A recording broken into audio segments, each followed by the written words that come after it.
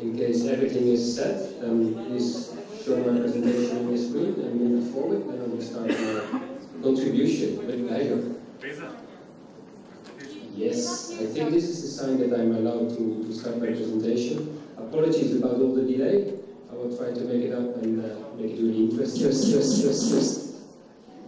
My name is Freek van Eijk, Director and CEO of Holland Circular Hotspot, also Vice Chair of the Circular Bio-Based Delta, the co-chair of the European Circular Economy Stakeholder Platform, and in the past I was on the board of the Dutch Waste Management Brand. So, basically speaking, you can wake me up in the middle of the night for any topics related to waste management and circular economy. If you show my slides again, I will continue my presentation.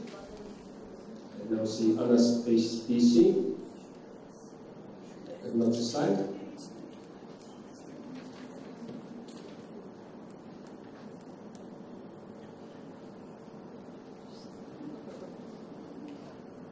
Can you move to slide 4, please? Introducing the Netherlands.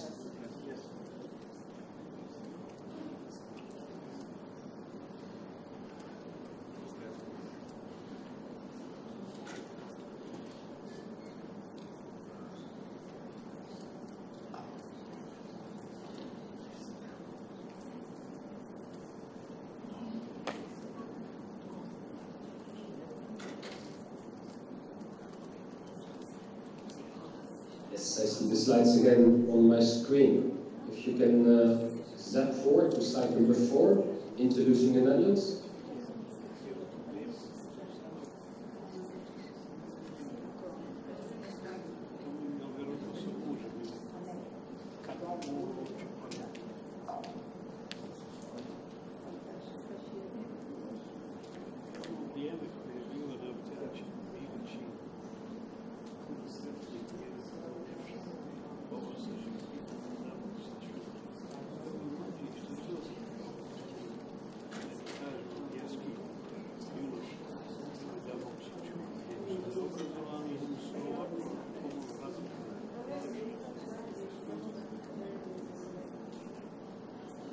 I can see the Turkish version of the presentation. It's still the, let's say, the title page. If you can move forward, then I'll continue with my contribution.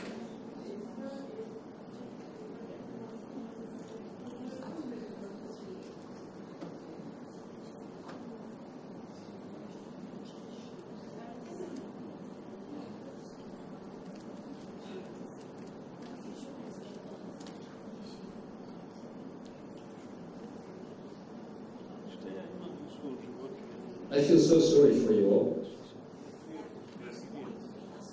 Next time I really have to try to be in Turkey actually. Unfortunately today that was not possible, but I will really do my utmost best to make that possible. That would be wonderful, Mr. Van Eijk. And again, apologies for these technical problems that are apparently beyond our control. But in the Netherlands we have been working on waste management and circular economy for over 150 years. I guess another 5 minutes will not make the difference. We'll get there eventually. Thank you very much for the understanding. I do not hear Michael speaking. No, no, really? On my side. Oh.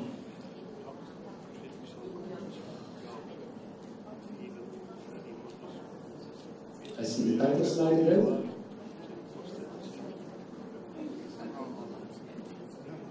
I do not see it moving forward.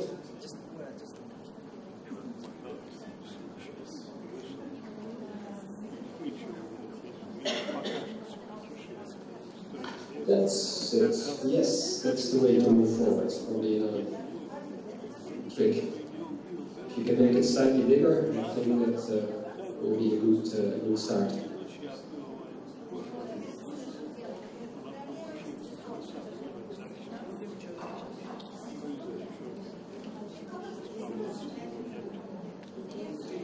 In case it doesn't automatically work, we have to move the slides forward like this. Yes. Please confirm in the chat or by a voice message that I can continue.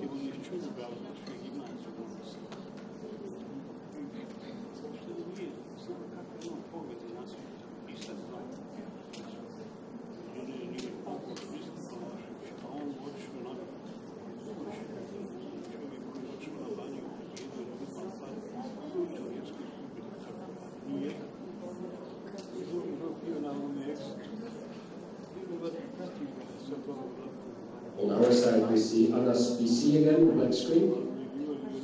Chat is working.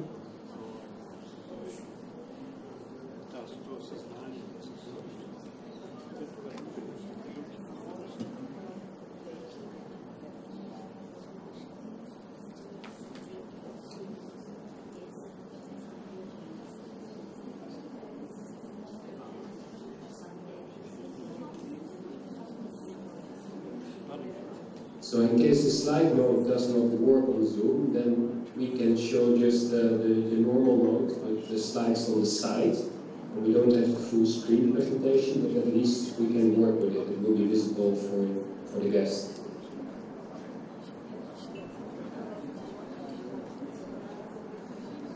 So as a workaround, I would suggest that we have the frame on vertical of the various slides and one slide central on the page. At least that will allow us to work with it.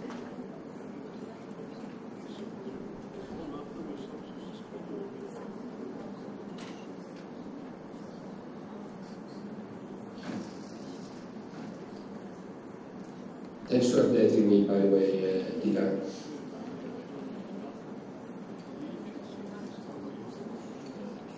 I guess the problem is that the slide will not move forward, and then we have to use the workaround by clicking the slide on the left side of the screen. Great, we have the whole team working on solving the problem. It's much appreciated.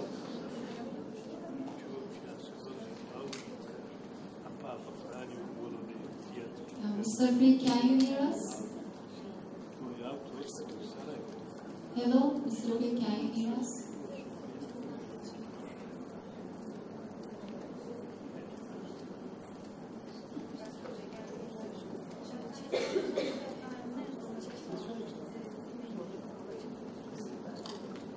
In the meantime, have a look at our circular office close to Schiphol Airport. We would love to invite you here in the Netherlands. Every single element is completely circular.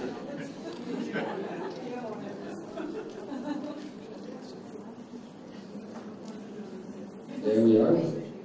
I cannot hear you, I can only read the chat, but I can see that you are moving the slides forward, and I suggest that we try to proceed like this. Please confirm that you can hear me, and that we go forward.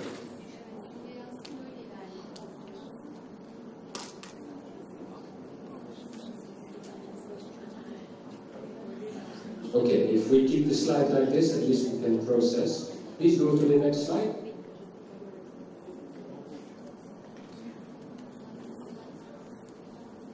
Yes. So hello everybody. Finally we have a way of communication. I will try to update you on what's happening in the field of waste management, especially circular economy in the Netherlands. But then you have to understand a little bit more about the Netherlands itself. We are a country, quite a large economy, 18th in the world, and a very small surface, densely populated.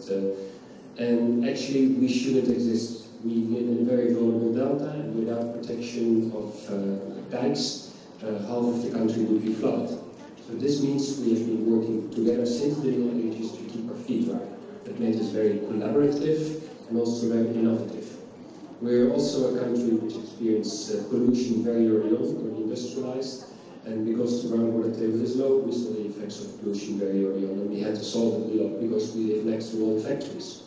Furthermore, our country doesn't have any resources, so it makes sense to keep resources in the loop as long as possible. Next slide, please. I have something like 40 slides. I will start with waste management as a background. I will not deal with every slide in detail, but I make a pick of those slides I think are most interesting for you, but feel free to ask me questions afterwards. Next one, please. Now, this slide is interesting in a way because it shows that we have been working on waste management and circular economy for over 150 years. First it started in 1875, when, for instance, the channel of Amsterdam were really polluted. We couldn't make beer out of the water anymore. We had to act. So we started collecting all the waste. We focused on hygiene at that moment and public health. We collected all the waste, brought it to landfills, and private parties took the valuables out. And that basically worked fine until a century later. Then we noticed that our landfills were leaking, that we had to do environmental measures. In the meantime, we were moving up from the local level to the provincial level to the national level. Towards the year 2000, I would say we moved into integral value chain management with more, let's say, focuses on economic steering instruments, extended producer responsibility, landfill tax, to steer the waste away from landfill. And now, I would say in the last 10 years, we're really active with circular economy, which is not about efficiency, it's really about a value chain approach, a collaborative approach. But let me go a little bit more in detail. Can you move 2 slides further? This one. So, we have been working on waste management for over 150 years, but we noticed at a certain moment, 100 years after we started, that actually things weren't moving as good as we hoped. We had landfills, but the landfills were leaking. We had waste incinerators, but there were dioxin problems. We had a low recovery rate all the waste together, at 55%. If you look at municipal solid waste separation at the source, it was only 16% around 1990. So provinces, municipalities, national government were not collaborating. And there was a lack actually of data if you want to manage something to manage it. So it was a moment for us that we really had to step up our game. Next one, please. If I zoom out, I go a little bit further in time, 20 years later, we did manage. Next slide. We did manage to take action. Next slide, please. Around 2010, the situation had completely changed. The amount of total waste that we had decreased. Instead that every municipality more or less had its own landfill, we only had 22 landfills.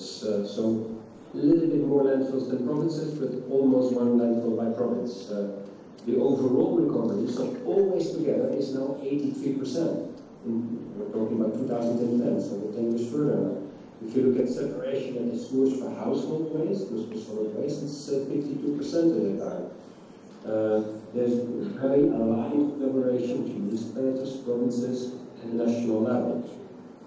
We have economic steering instruments, we have producer responsibility in place, there's a high public acceptance for waste management, and overall satisfaction. And we're measuring and monitoring at all different levels. So also the collaboration with the waste management players is quite good. So between 1990 and 2010, something happened and that worked well. Let me guide you through step by step, a little bit in a high pace. Next one, please. One of the things that we did was steering away. It's the overall results here of waste management. That this picture shows the amount of waste and the way that we treat with it. Yellow is recovery, blue is landfills. You see that landfill went down and recovery went up over time. Next one, please. If you would ask me what has been most successful in our region for waste management, then I would say the waste hierarchy. You see it on the right. A very clear policy steering away from disposal. There's a preferential treatment, prevention, transportation, then recycling, then disposal. That principle is crucial.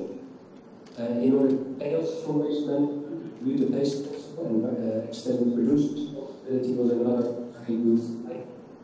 Another winner is minimum standards for what is the treatment for certain types of waste. Is it landfilling, is it incineration, or is it recycling? Steering away from landfilling is the objective.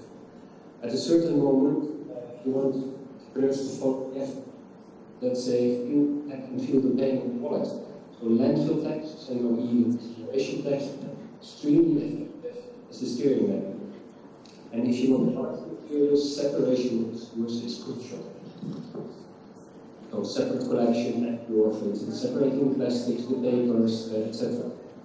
On a system level, planning is necessary. You can't all provinces do it by themselves. They all want a couple of the waste incinerators. You have to allow something like a strategic planning in the country. And when you're talking about the cost of waste management, the municipal waste tax should cover all the costs. So also the cost for the litter on the street, also the cost for the aftercare of landfills. So not partial cost, but full cost recovery. Collaboration is a no-brainer, it's very important. If you want waste managers to work with you and that you incentivize them to invest as well, you need to involve them and talk with them what they can realize. So involvement is very important. Consensus of data is another one. Where do you measure recycling? What is the data? Do you measure it before sorting, after sorting? It makes quite a difference. So consensus on data and quantities. And of course, waste is like water. It goes to the lowest point. So that means if you don't check, if you don't control, you will have illegal dumping. So you have to monitor and you have to have enforcement in place. If we look at the results in the Netherlands at this moment, overall we have 2 to 3% landfilling, 81% recycling of all waste, and 70% waste management. Next slide, please. So just to give you an idea, in the Netherlands we have 60 million tons of waste, of which 8.5 million household use. Next one, please. We'll go a little bit quicker. I want to stop at some essential slides. Next slide, please. So this graph, the dark blue line from left to right is going lower. And you see the pink line is going from the lower left to the upper right. And here you see the effect that by increasing the landfill tax, the amount of landfill waste was decreasing. That's the main message. So it has been very successful. Next one, please. I tried to find a graph showing both Turkey and the rest of the European countries. I could only find one from 2016, but here you see municipal solid waste treatment in Europe and a couple of other countries, and you can see there's quite a difference in the state of waste management in Europe. Red is the amount of landfilling, and the other bars are the total amount of actually, let's say, incineration and recycling in gray. And you see that the Netherlands is on the far left, with less than, let's say, just 1% landfill of useful solid waste, and other countries on the right which have almost full landfilling. So there are quite a few differences in Europe. Next one, please. If you look at the amount of waste you get the right translation, right graph on my side. No. So what we have in the Netherlands, if we stick to this basically there is an obligation that at least every week waste has to be collected door to door. And basically you can see in this graph overview how often we collect the bio-waste, the paper, the glass, the textile, the plastics, etc. Next to door-to-door collection, we also have, of course, bring facilities. This is a background how we make sure that at least every week waste is collected. Please move on now with the slide. Some are more important than others. Next slide, please. Next slide, please. Just some example how things look like. You can see the kind of traditional waste collection facilities with residual bins for residual waste, which are collected basically every other week. We see underground containers, which is more often, let's say, bring facilities in cities. You see new containers for producer responsibility for packaging, and you see, let's say, a recycling station for bulky waste. Next one. There's just some visual impressions for you how it works. Next slide, please. Then you'll see the traditional instrument like rear end loaders. Next slide, please. You see the emptying of an underground container. Next slide, please. Just to make it a little bit, this is a side loader, in this case for bio-waste, as you can see, which only needs one guy in the truck instead of two, which is far more efficient. Next one, please. And we also have the so-called, let's say, recycling stations. In this case, you can see that they're easy to extend, they're modular, and we, let's say, collect more than 18 different types of waste. And you can see the types of waste on your left. So 18 flows is the minimum that we sort at every single municipality. So next to door-to-door collection, we have bring facilities. Next one, please. Now, when we wanted to steer away from landfilling in the Netherlands, what we did, we invested quite a lot in waste incineration. And if I tell you this through, we invested too much. We actually have an overcapacity in waste incineration, and you have to be careful with that. The equipments are state-of-the-art. They are very modern, one of the highest energy efficiency rates in Europe. They generate energy and heat, but you have to remember, everything you put in a waste incinerator will not be recycled. So you have to realize that if you have waste incinerators, they are monsters. They have a lifespan of 30 years, and you have to feed this monster for 30 years. So they have a crucial place, a temporary place in waste management. Don't build too much, because then these capital-intensive equipments need to be fed, and then you can't make more progress. Next one, please. Very technical picture. Just listen to what I'm saying. If you look at the triangle of development from countries, typically they move from landfilling to incineration. From incineration, they move again to recycling. It's a typical curve and of development we see all over the world. Next one, please. Very important in the Netherlands has been the move from, let's say, the polluter pays principle, extended producer responsibility. In the Netherlands, you will see that we have extended producer responsibility for batteries, for WEEE, for packaging, for car tires, and for end-of-life vehicles. And very soon we will have it for textiles as well. And for each of these, let's say, arrangements, there is a coordinating public entity which is coordinating a specific flow on behalf of the producers, and they align also with the government.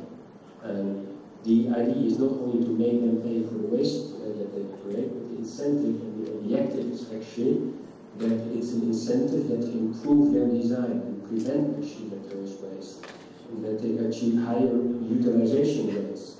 Some people say that the price that producers pay for producer responsibility is actually too low. They just pass it on to the, let's say, to the consumers like you and me. And actually, in order to be more effective, maybe there should be a price mechanism in place which hits a little bit harder. So actually, there's even more action on producers to start to design systems better that they prevent waste at all. Next one, please. If you look in the Netherlands, there's always this discussion: do you do it yourself as a municipality, waste collection, or do you organize it with others? Well, in the Netherlands, we see, I think it's roughly 30%, 20 to 30% of municipalities do it in-house, their own organization. I think probably 40% of the Netherlands is a collective facility, so collaborating municipalities that together organize the waste management themselves, and reaching a certain uniformity and advantage of scale. And I think 30% is handed down, so outsource it by a private company, like in our case the Remedies or the, let's say the Prezeros or the Veolia's, companies like that, or have a public-private partnership. So it's a collection how you do it, but however you do it, the responsibility remains with the municipality from a legal perspective. So even if they outsource it, it's their responsibility, and it can be held accountable, and the national government can, let's say, play with the income of the cities if they don't perform well. Next one, please. So let's move to an interesting discussion. What way in waste management should there be, for instance, for Turkey and lots of other countries? Next slide, please.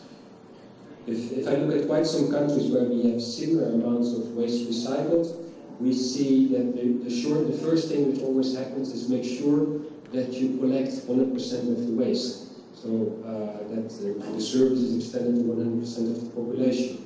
That you create awareness of people that actually it makes sense to separate their waste, that you change the attitudes. Of course, if you have all dump sites, you have to close them and create sanitary landfills and charge a fee which cover the total cost, so including the aftercare. So that's an easy first step, 100% coverage. The midterm goals, next slide. It makes very much sense to focus for municipal solid waste on the organic waste. and treat it. It's often 60 to 65%, and it's easy. There are standard technologies like composting and aerobic digestion, because this green waste, if it's in the mixed waste, it prevents further recycling, because it's wet and dirty, etc. So the next step is also collect the dry recyclables. That's either commingled or glass separately. Another thing is introduce a fee system to cover the cost and explain the cost. You can have, let's say, a weight-based system, or just a system, an overall standard price, pay-as-you-throw systems, but explain how that tariff is built up if you want people to follow and understand this. Of course, you have to monitor the system and show how it's working and why it's working well. And then, little by little, start to diverge from landfilling. So after landfilling, it's the last thing you want. There's incineration, there's recycling, and prevention is, of course, best. Next one, please. Just a small slide on bio-waste. Let's say composting and digestion are accepted technologies, easy to install, and are marketed for the products. Let me keep it with that for the time-wise. Next one, please.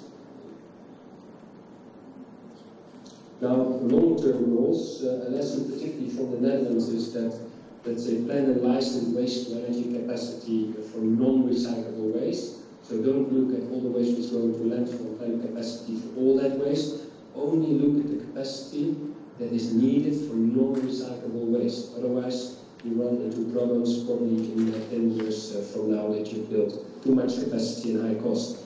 And for the price of one waste incinerator, I can guarantee you can organize lots of separation by the sewage and lots of bins for that and lots of recycling stations. So don't build too much waste to energy capacity. Make sure that you have stringent environmental standards for all operations and products. To share the burden of the bill for waste management, use the polluter-pays principle.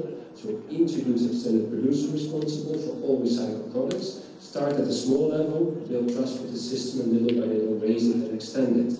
And of course, move to a circular economy. You don't need 150 years like the Netherlands to build up waste management. You can leapfrog, and you can work with circular economy in parallel. Waste is dealing with the past, but nothing stops you today with platform models, with shared economy, with products as a service to work on the circular economy. And if you start designing products in a different way today, you're even anticipating in the future. Next one, please. So this is the time that we go actually to circular economy. Next slide, please. I remind you of the slide I had in the very beginning, that we went to over 150 years to get to a circular economy.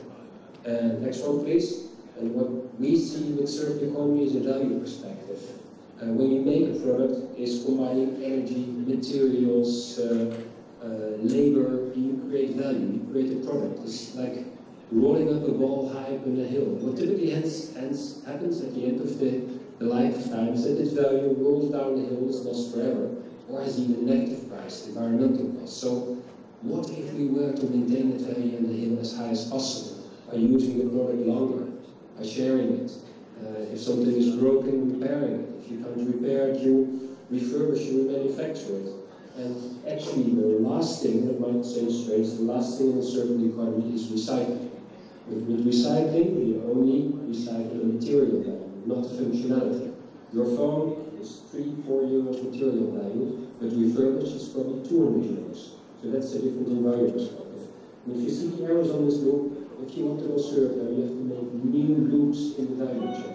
Circular economy is another way of designing, producing, using, and dealing with waste management. Next, please.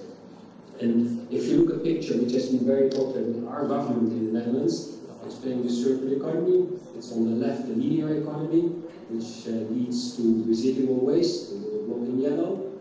And we want to go to a future economy where all resources can be moved as much as possible. From waste to resource. Where we are today is basically an economy with feedback loops. We close as much as we can, but there is still quite some waste going out of the cycle. And the role of government is to strengthen the networks, so that you use also the power in society to work with you. You eliminate legal and regulatory barriers, so this is about licenses, adjusting rules, creating room for experiments, and supporting the market. In the market, you can create a market pull with procurement, and also organize the market by certification. Let me elaborate a little bit more on this. Next one, please. Now, this is interesting. In 2016, we saw that there was lots of enthusiasm at the multinationals in the Netherlands who work at the global level for circular economy. That's companies like Philips, like Axo, like Unilever. At the same time, there were lots of very impatient Dutch startups who said, we have to do better than this. We want to have a future ourselves, and they invented all kinds of new circular business models. When our government saw this momentum, he said, let's adapt it. Let's create a moonshot, a joint challenge for our society. Let's strive to be fully circular in 2050. And now, in 8 years from now, in 2030, we want to be halfway in the use of non-renewable resources. So we had a moonshot, a great ambition, which inspired everybody, and would use the existing momentum of multinationals and startups. Now, how to do that? One thing what our government did, that they said, we need to have some focus. And we focused on 5 priority flows. It's quite similar to the European Union, because if you have focus, other ones can follow. And basically we used those sectors where there's the most resource pressure, where there is momentum. Economic potential, sustainable potential, and transition readiness, so a sector that really wants to change. So if you look at it from the left to the right, construction, plastics, manufacturing, consumer goods, and also construction and demolition, construction and building materials. But then again, just having focus is not enough. You need to tweak the system. So you need to change regulation. One part is to foster legislation and regulation, because regulation is looking with old glasses to new initiatives. It's also about incentives, so the carrot and the stick. It's about access to financing. Typically, circular economy costs more upfront, but has a far better total cost of ownership. So you have to incentivize the system in a way, but that it works in a different way and actually starts to walk down that road. It's about new knowledge and innovation agendas. In our case, we look at chemical recycling, we look at textiles, we use, for instance, circular windmills to give you an idea. Very much in line with our tradition. And it's also about, down below, behavior change. It's about how you and me, how we change our ways, how we separate our waste, or how we procure. If we buy a telephone, or we use it as a service. And we realize that we are small dependent countries, so we have no future if Turkey has no future. So we have to work together on the international value chain. Lots of our textiles come from Turkey, so we have to work with you and together go circular. So international collaboration, that's what I do with Holland Circular Hotspot. Next, please. We'll go a little bit faster. So we had this big ambition in 2016. We started to invite that from the government. They worked together with basically all the enterprises and knowledge institutes. They had a combined raw material agreement. In this raw material agreement, we have public-private working groups around these focus areas who came up basically with transition agendas for these 5 identified market segments. These plans were 4-year plans, which had to be renewed after 4 years, were approved by our government, and now we're in implementation phase. We have plans from 2019 to 2023 with clear goals, clear milestones for each of these sectors, with assigned leaders, with objectives, and also coordination. And that's how we're doing right now. Next one, please. Now, in one slide up, please. In all this, what's the role for government in this? Basically, our government realizes that they can't do this alone. A government, if you look at the city, for instance, they only own 5% of the buildings in the city. If you look at mobility in the city, that's a transport company. So you have to work together with other actors in society. One of the roles of government is to connect the networks, to collaborate along the value chain, but also between value chains, make it a collective challenge.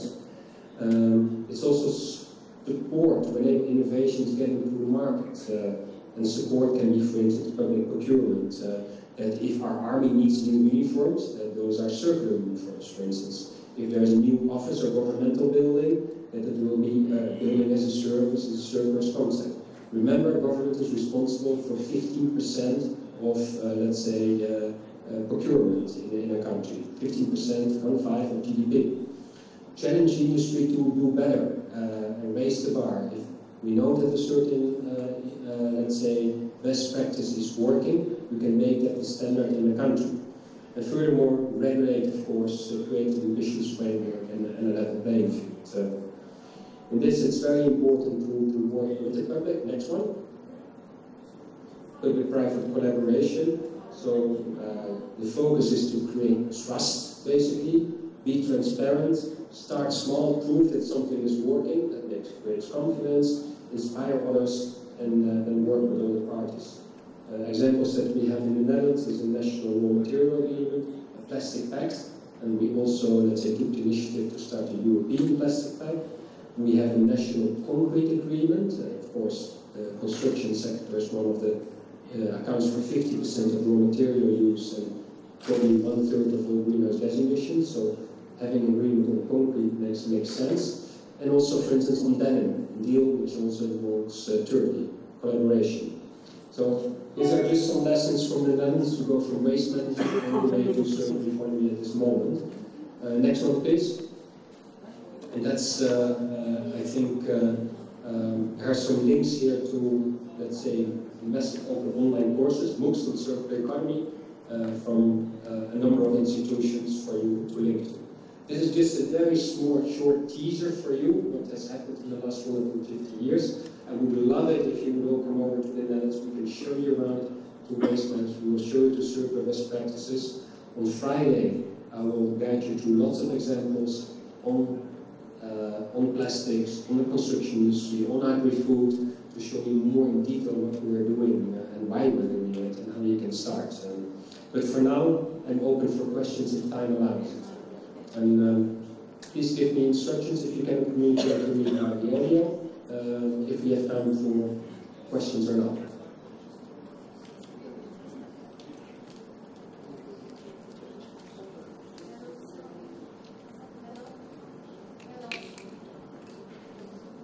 I see questions in the chat, so I can start to answer those ones. If I look at landfilling, yes, indeed, the bottom ashes from incineration, we have, let's say, an agreement with the branch that more than 50% is reused. We retrieve the metals, we retrieve the non-ferrous, so quite valuable actually, we can retrieve them quite successfully, and almost half of them are being used also as construction materials according to quite specific quality standards. There is still a part which is being landfilled, and yes, in the Netherlands it counts as landfill. I cannot hear you. I see in the chat, I do not hear you.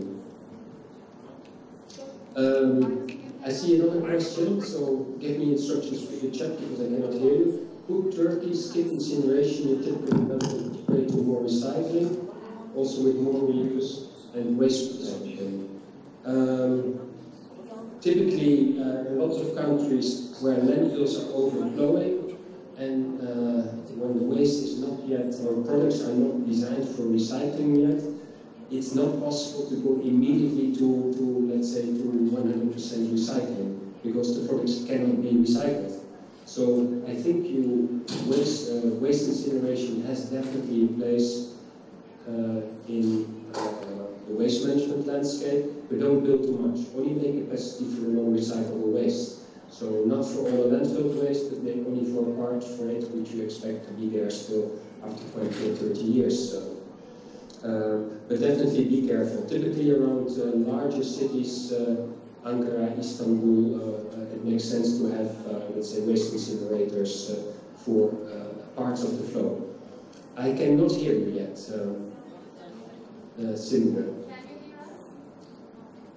But I'm open for questions through the chat if that's an option. Hello? Yes, I can hear you. Yes. I can see you for the first time. So wonderful. Good to have some contact. I'm talking to a screen right now. I don't see you guys. Yes. Still, we have some problems about voice.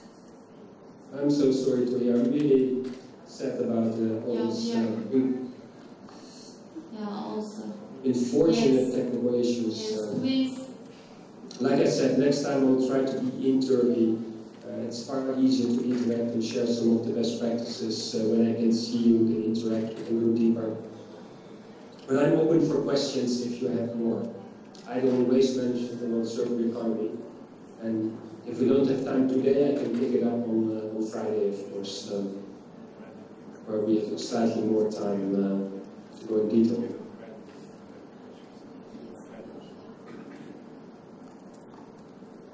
Hello, now can you hear me? I see a question popping up through the chat. You mentioned imported waste. What's the rationale behind importing waste while trying to manage countries' own waste? Well, this has to do with one of the mistakes we made, actually. We've been working on 150 years in waste management, and yes, we made quite some mistakes along the road. I have to be honest about that. So we learned the hard way. Learning by doing, and one of the things we did is building too much waste incineration capacity. And when, let's say, due to a crisis in the economy, the internet bubble, for instance, the waste went down, due to more separation at the source, all of a sudden there was less waste, then some of these very modern, capital-intensive installations, they were not at full capacity. And you have to imagine, if you have something, a machine which needs 300 kilotons a year, if you cannot feed that machine for a week or a month, that is a tremendous loss of money. So what the Netherlands do, we imported waste, for instance, from the UK, but also from Italy. And because at that time in those countries they were still landfilling, and even if you use life cycle analysis, it's better to incinerate in the Netherlands than to landfill in the UK. So the rationale, also from an environmental perspective, it was okay to import waste, to keep these investments. Often these investments were also public investments from municipalities. We imported waste. The Dutch government a couple of years ago said, well, we don't want to be the garbage bin of Europe and import all the waste from somewhere else. So just like we have a landfill tax, we also introduce an incineration tax in the Netherlands, and that's applicable also for the imported waste. So basically it becomes more expensive to, let's say, to export waste to the Netherlands because there's this tax aspect to take into account. But some countries still have a gap. They want to steer away from landfilling. They're not there yet. They need to invest in installations. And for some of those countries, still hold the right to export to us.